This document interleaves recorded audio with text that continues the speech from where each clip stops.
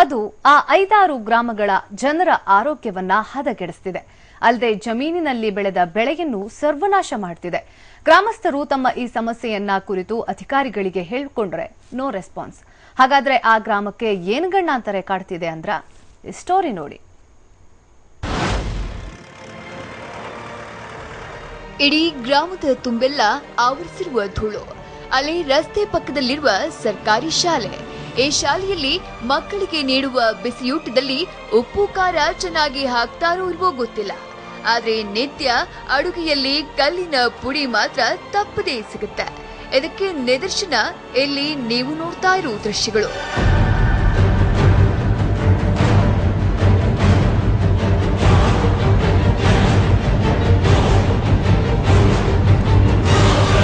ಅಂದ್ಹಾಗೆ ಇದು ದಾವಣಗೆರೆ ತಾಲೂಕಿನ ಗೌಳೇರಹಟ್ಟಿ ಗ್ರಾಮ. ಈ ಗ್ರಾಮದಿಂದ ಕೇವಲ 100 ಮೀಟರ್ ದೂರದಲ್ಲಿ ಹಲವಾರು ವರ್ಷಗಳಿಂದ ಕಲ್ಲು ಗಣಿಗಾರಿಕೆ ನಡೀತಾ ಇದೆ. ತಿಂಗಳಿಗೆ ಇಲ್ಲಿ ಕೋಟ್ಯಾಂತರ ರೂಪಾಯಿ ವ್ಯವಹಾರ ನಡೆಯುತ್ತೆ. ಆದ್ರೆ ಇಂತಹ ಗಣಿಗಾರಿಕೆಗೆ ಬಲಿಯಾಗ್ತಾ ಇರೋದು ಈ ಗ್ರಾಮದ ಅಮಾಯಕ ಮಕ್ಕಳು ಹಾಗೂ ಮಹಿಳೆಯರು. ಅಲ್ಲದೆ ಈ ಸರ್ಕಾರಿ ಶಾಲೆಯಲ್ಲಿ ಮಕ್ಕಳು ಕುಳಿತು ಪಾಠ ಕೇಳಲು ಎನ್ನೆಲ್ಲದ ಹರಸಾಹಸ ಪಡ್ತಿದ್ದಾರೆ. ಕಾರಣ ವಾಹನಗಳ ಕರ್ಕಶ ಶಬ್ದ ಜೊತೆಗೆ ಕಲ್ಲಿನ ಪುಡಿಯ ಧೂಳು. ಇದು ಒಂದು ಬಂಡಿ ಎಲ್ಲ ಬಂದ್ ಮಾಡಿದ್ರೆ ನಮಗೆಲ್ಲ ಸಂತೋಷವಾಗಿರ್ತವೆ. ಇಲ್ಲಾಂದ್ರೆ ಊರ ಮನೆಗಳು ಉಳಿಯಂಗಿಲ್ಲ, ಊರ ದನ ಕರ ಉಳಿಯಂಗಿಲ್ಲ. ಎಲ್ಲ ದನ ಕರಿಗೆಲ್ಲ ಕಲ್ಲು ಬೀಳ್ತಾವೆ, ಮನುಷ್ಯರಿಗೆಲ್ಲ ಬೀಳ್ತಾವೆ, ಶಾಲೆಗೆಲ್ಲ ಬೀಳ್ತಾವೆ. ಮಕ್ಕಳು ಮರಿ ಶಾಲೆಗಿರೋದು ಭಾಳ ತೊಂದರೆ ಐತಿ ನಮ್ಗೆ.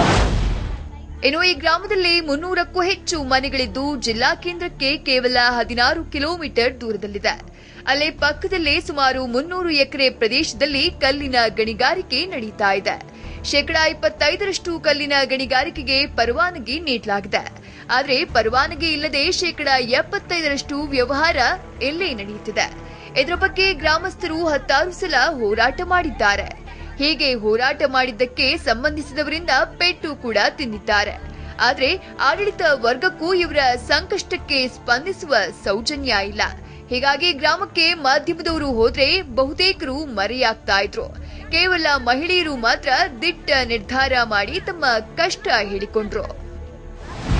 ಏನೋ ಒಂದು ಕೇಳಿದ್ರು ಇವತ್ತು ಮಾಡ್ತೇವೆ ನಾಳೆ ಮಾಡ್ತೇವೆ ಅಂತ ಹೇಳ್ತಾರೆ. ಅವ್ರು ಯಾರು ನಮ್ಮ ಕೇರ್ ಮಾಡಲ್ಲ. ಮಾಡೋ ತನಕ ಅಷ್ಟೇ. ಇವಾಗ ನಾವು ಮಾಡ್ತೇವೆ ಅಂತ ಹೇಳ್ತಾರೆ. ಇಲ್ಲ ಟೈಮಿಂಗ್ಸ್ ತಗೊಂಡು ನಾವು ಇಷ್ಟು ಗಂಟೆಯಿಂದ ಇಷ್ಟು ಗಂಟೆವರೆಗೂ ಮಾಡ್ತೇವೆ ಅಂತ ಹೇಳ್ತಾರೆ. ಆದ್ರೆ ಯಾರು ಮಾಡಲ್ಲ. ಅವ್ರು ತಿಳಿದಾಗ ರಾತ್ರಿ 10 ಗಂಟೆಗೆ ಮಾಡ್ತಾರೆ, ಬೆಳಗ್ಗೆ 4 ಗಂಟೆಗೆ ಮಾಡ್ತಾರೆ. ಅವ್ರಿಗೆ ಯಾವಾಗ ತೋರಿಸ್ತದ ಅವಾಗ ಸುಮ್ಮನೆ ಮಾಡ್ತಾನೆ ಇರೋದು. ಯಾರನ್ನ ಇಲ್ಲಿ ಕೇಳೋಕ್ಕಿಲ್ಲ ಹೇಳೋಕ್ಕಿಲ್ಲ. ಸಣ್ಣ ಊರು ಅಂತೇಳಿ ಇಲ್ಲದ್ದೇ ಇದು ಮಾಡ್ತಾರೆ. ನಮ್ಮ ದೌರ್ಜನ್ಯ ಮಾಡ್ತಾರೆ.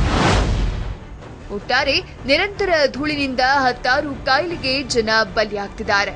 ಮೇಲಾಗಿ ಕಲ್ಲು ಗಣಿಗಾರಿಕೆ ನಡೆಸ್ತಾ ಇರುವ ಪ್ರಭಾವಿಗಳು ಕೂಡ ಗ್ರಾಮಸ್ಥರನ್ನ ನಿಯಂತ್ರಣದಲ್ಲಿ ಇಟ್ಟುಕೊಂಡಿದ್ದಾರೆ. ಹೀಗಾಗಿ ಇಂತಹ ಪರಿಸ್ಥಿತಿಯಲ್ಲಿ ಜಿಲ್ಲಾಡಳಿತ ಮುತುವರ್ಜಿ ವಹಿಸಿ ಗ್ರಾಮಸ್ಥರ ಕಷ್ಟಕ್ಕೆ ಸ್ಪಂದಿಸಬೇಕಿದೆ. ಬಸವರಾಜ್, TV9 ದಾವಣಗೆರೆ.